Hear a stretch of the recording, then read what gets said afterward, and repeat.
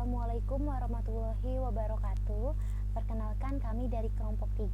Kelompok kami terdiri dari saya sendiri, yaitu Diva Nuruzara, dan nanti akan dibantu oleh rekan saya bernama Dodi Prayogi, Edwin Hasyando Manurung, dan Muhammad Ega Hardika. Tujuan kami dalam membuat video ini adalah untuk memenuhi tugas mata kuliah hukum bisnis yang diampu oleh Bapak Edi Sofwan, SHI, MH. Dalam video ini, kelompok kami akan menjelaskan mengenai hukum perjanjian. Hukum perjanjian mengidentifikasi konsep pengertian hukum kontrak atau perjanjian. Perjanjian dalam menjalankan bisnis pada dasarnya manusia tidak bisa melakukan dengan sendiri, tetapi harus dilakukan secara bersama atau dengan mendapat bantuan dari orang lain. Untuk itu diperlukan suatu perangkat hukum demi kegiatan bisnis yang atau sedang berjalan tersebut. Perangkat hukum tersebutlah yang disebut dengan perjanjian. Perjanjian merupakan peristiwa hukum di mana dua orang atau lebih saling berjanji untuk melakukan atau tidak melakukan suatu perbuatan tertentu dan dilakukan secara tertulis. Perjanjian mempunyai kekuatan hukum yang sama dengan perundang-undangan. Artinya, perjanjian yang dibuat oleh pihak tertentu dapat dijadikan dasar hukum bagi yang membuatnya.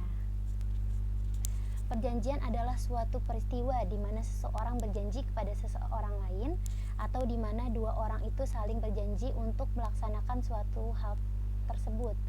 Dalam pasal 1313 KUH Perdata, kegiatan perjanjian yang dilakukan karena adanya kepentingan, tujuan, dan kebutuhan para pihak. Pada intinya, suatu perjanjian diperlukan untuk menjaga para pihak dalam menjalankan kegiatan bisnisnya dapat terjaga atau adanya suatu kepastian hukum. Perjanjian yang telah dibuat tidak boleh dilanggar oleh para pihak yang terlibat di dalamnya, karena apabila dilanggar, maka salah satu pihak akan mendapatkan sanksi dari perjanjian tersebut. Dapat dikatakan apabila suatu perjanjian dilanggar. Yang pertama, setiap pelanggaran perjanjian akan memberikan hak kepada pihak yang dirugikan untuk memperoleh ganti rugi. Yang kedua, jika pelanggaran cukup berat, juga akan memberikan hak kepada pihak yang dirugikan untuk menghentikan perjanjian dan menghentikannya. Patuh dan taat pada komitmen adalah suatu keharusan untuk mempertahankan keberlangsungan dari bisnis yang sedang atau telah dijalankan. Para pihak untuk menghormati dan menghargai perjanjian adalah mutlak untuk terus dilakukan. Hal-hal yang timbul dari aktivitas perjanjian. Yang pertama, merupakan pertemuan antara penawaran dan penerimaan. Yang kedua, aktivitas perdata atau pribadi. Yang ketiga, dirancang sesuai dengan kesepakatan para pihak yang berkontrak. Yang keempat, berlaku dalam mengikat para pihak yang menyepakatinya. Yang kelima, tidak boleh dilakukan perubahan secara sepihak jika sudah disetujui. Yang keenam, tidak boleh disepalati melalui suatu proses paksaan, penipuan. Yang ketujuh, kalau tidak dilaksanakan akan dihukum untuk membayar biaya ganti rugi dan bunga diambil dari harta debitur tersebut. Dalam perjanjian terdapat juga unsur-unsur perjanjian. Yang pertama itu essentialia, artinya syarat sahnya perjanjian. Yang kedua, naturalia, artinya lazimnya melekat pada perjanjian. Yang ketiga, accidentalia, artinya yang harus disebut tegas. Perjanjian juga memiliki syarat. Menurut pasal 1320 KUH Perdata, untuk sahnya suatu perjanjian diperlakukan 4 syarat. Yang pertama, sepakat mereka yang mengikat dirinya.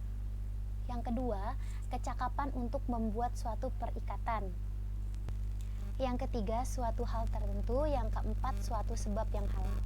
Syarat pertama, kedua, dan ketiga disebut syarat subjektif, sedangkan syarat keempat disebut syarat objektif. Syarat subjektif terdiri dari adanya kesepakatan dari para pihak dan adanya suatu kecakapan dari para pihak. Syarat objektif terdiri dari adanya objek yang jelas dan adanya sebab yang halal atau dapat dikatakan tidak melanggar hukum. Jenis-jenis perjanjian yang sering dipergunakan dalam menjalankan bisnis. Yang pertama, perjanjian jual beli, yaitu suatu perjanjian di mana pihak yang satu mengikatkan dirinya untuk menyerahkan suatu kebendaan dan pihak yang lain untuk membayar harganya yang telah diperjanjikan. Diatur dalam pasal 1457 sampai dengan 1546 KUH Perdata. Yang kedua, perjanjian tukar-menukar. Suatu perjanjian di mana pihak kedua belah pihak mengikatkan dirinya untuk saling memberikan suatu barang secara timbal balik sebagai gantinya suatu barang lain. Diatur dalam pasal 1541, 1546 KUH Perdata. Yang ketiga, perjanjian sewa-menyewa, yaitu suatu perjanjian di mana pihak yang satu mengikatkan dirinya untuk memberikan kepada pihak lainnya kenikmatan dari suatu barang selama suatu waktu tertentu dengan pembayaran suatu harga yang disanggupi pembayarannya dan diatur dalam pasal 1548 sampai dengan 1600 KUH Perdata. Yang keempat, perjanjian perburuhan, yaitu suatu perjanjian di mana pihak yang satu, si buruh mengikatkan dirinya untuk di bawah perintahnya pihak yang lain, si majikan untuk suatu waktu tertentu melakukan pekerjaan dengan menerima upah. Perjanjian ini diatur dalam pasal 1601A sampai dengan 1603Z KUH Perdata dan UU nomor 13 tahun 2003. Yang kelima, persekutuan, yaitu persetujuan di mana dua orang atau lebih mengikatkan diri untuk memasukkan suatu alam persekutuan dengan maksud untuk membagi keuntungannya yang terjadi karenanya. Diatur dalam pasal 1618 sampai dengan 1665 KUH Perdata.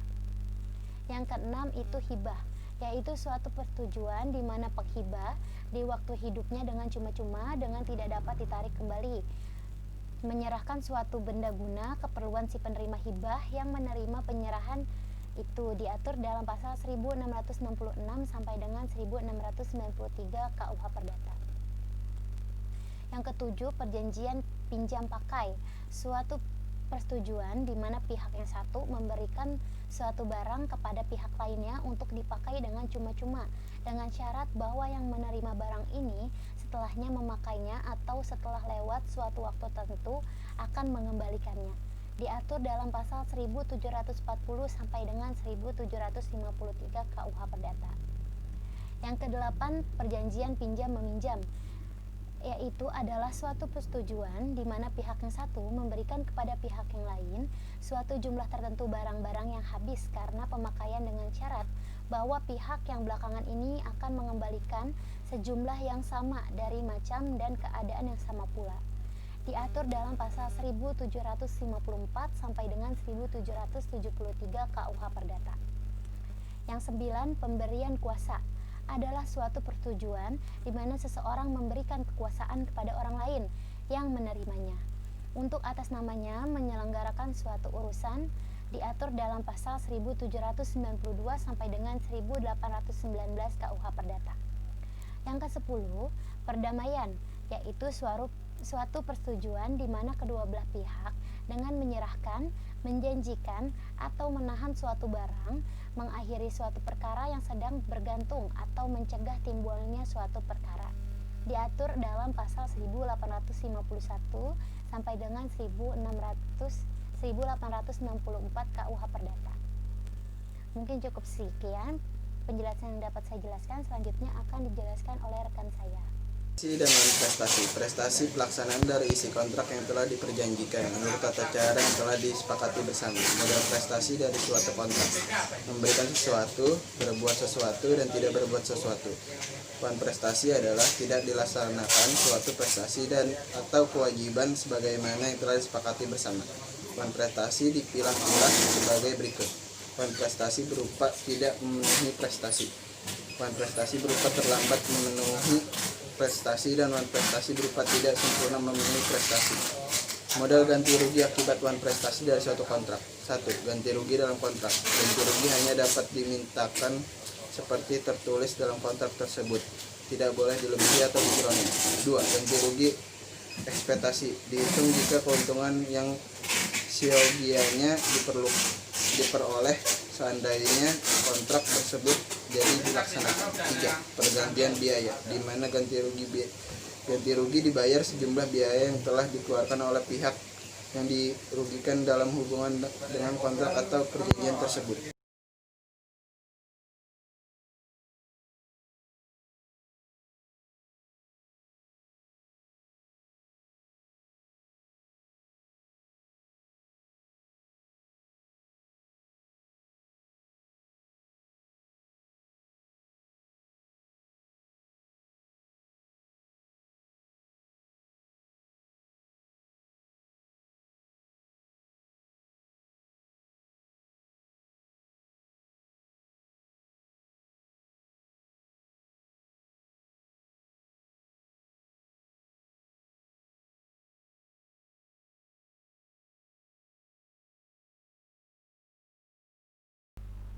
Perjanjian kredit. Dasar dari perjanjian kredit adalah Undang-Undang Perbankan Nomor 10 Tahun 1998. Perjanjian kredit diatur dalam pasal 1 ayat 11, yaitu kredit adalah penyediaan uang atau tagihan yang bisa dipersamakan dengan itu berdasarkan persetujuan atau kesepakatan pinjam-meminjam antara bank atau kreditor dengan pihak lain atau debitor yang mewajibkan pihak peminjam untuk melunasi utangnya setelah jangka waktu tertentu dengan pemberian bunga. Dasar hukum dari suatu kredit adalah adanya kesepakatan antara debitur dengan kreditur yang sudah diperjanjikan atau disebut perjanjian kredit. Adanya pihak yaitu kreditor dan debitor, adanya kesanggupan atau janji untuk membayar hutang, adanya pinjaman berupa pemberian sejumlah uang, dan adanya perbedaan waktu antara pemberian kredit dengan pembayaran kredit. Perjanjian kredit dalam bisnis ini merupakan leg spesial dengan unsurnya yang pertama kepercayaan, yang kedua waktu suatu masa, yang ketiga prestasi, yang keempat kehati-hatian. Bank merupakan lembaga keuangan yang berbadan hukum dalam memberikan fasilitas kredit minimal memperhatikan 5C, yaitu karakter, capacity, capital, collateral, dan condition of economy. Hal ini dilakukan agar dalam perjanjian kredit ini tidak terjadi masalah atau kredit macet, sehingga perbankan harus hati-hati dalam menyalurkan kreditnya. Kredit macet adalah suatu keadaan di mana seseorang nasabah tidak mampu membayar lunas kredit bank beserta bunganya dan tidak tepat waktu apa yang telah diperjanjikan. Keadaan yang demikian dalam hukum perdata disebut dengan wan prestasi atau ingkar janji. Dalam kredit macet ada 3 macam yang tergolong wan prestasi. Yang pertama, debitur sama sekali tidak membayar angsuran kredit dan bunganya. Yang kedua, debitur hanya membayar sebagian angsuran kredit beserta bunganya.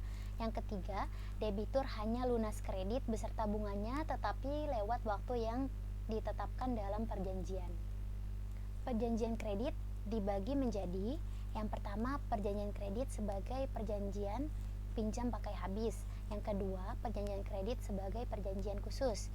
Jaminan kredit tentu sangat diperlukan untuk menjadi dasar pemberi kredit terhadap pebisnis yang mendapat fasilitas kredit. Hak jaminan kredit konvensional adalah hipotek, kredit verban, hak tanggungan, gadai benda bergerak, gadai tanah, fidusia, bank garansi, personal garansi, dan korporat garansi.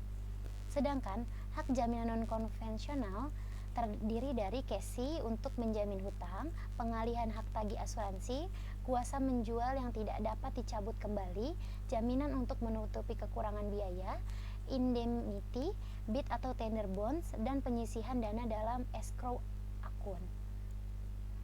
Kredit sindikasi adalah kredit yang diberikan beberapa bank kepada satu debitur, di mana bank-bank peserta sindikasi tersebut terdapat suatu hubungan lintas kreditur yang dikoordinasikan secara erat dan kokoh oleh suatu bank sebagai koordinator yang disebut dengan lead kreditur atau lead manager. Jika terjadi wan prestasi, maka berarti juga dianggap wan prestasi terhadap seluruh debitur yang lain atau cross default.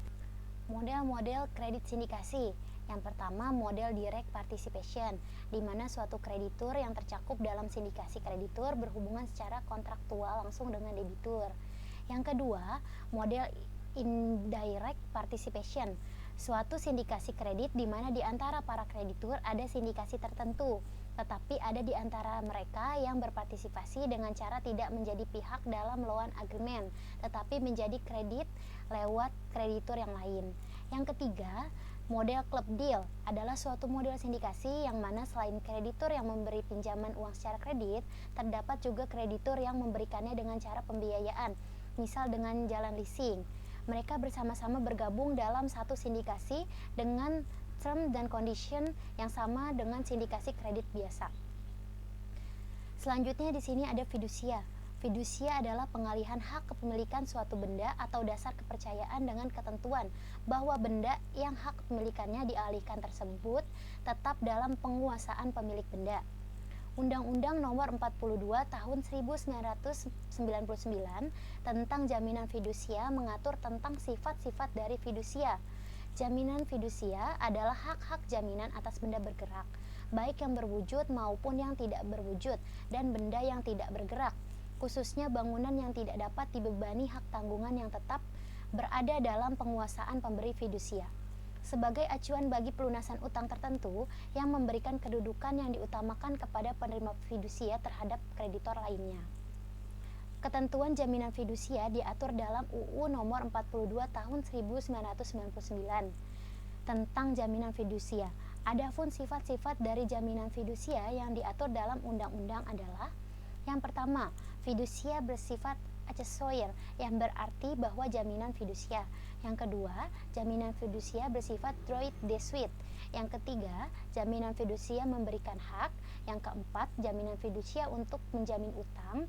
Yang kelima, jaminan fidusia dapat menjamin lebih. Yang keenam, jaminan fidusia, dan seterusnya. Mungkin cukup sekian penjelasan dari kelompok kami mengenai hukum perjanjian. Apabila kurang lengkap, kami memohon maaf, dan apabila ada tambahan bisa ditambahkan. Atas waktu dan kesempatannya kami ucapkan terima kasih.